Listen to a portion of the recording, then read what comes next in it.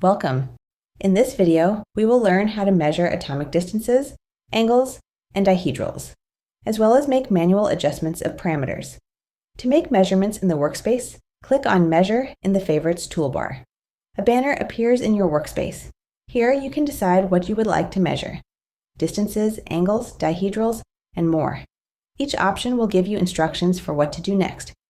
With distances picked from the dropdown, left-click on two atoms. The distance appears. To measure an angle, change the dropdown to Angles, and pick any 3 atoms to measure the corresponding angle. To measure a dihedral, choose 4 atoms. Click OK to close the banner.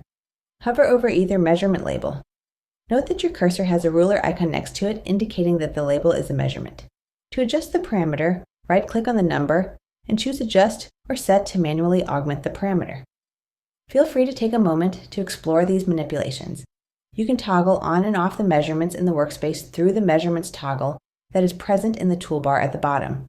Hovering over the Measurements toggle, you can click on the 3 dots above the icon to open the Measurements panel. Here you will find a summary of measurements that are available in the current workspace structure. Another way that you can perform measurements is by right-clicking on selected atoms or bonds to get to the workspace menus. This menu also allows you to manipulate bonds or atoms. For example, you can increase or decrease the bond order, or change the atom to another element. You should now be comfortable with measurements and manipulations in MS Maestro.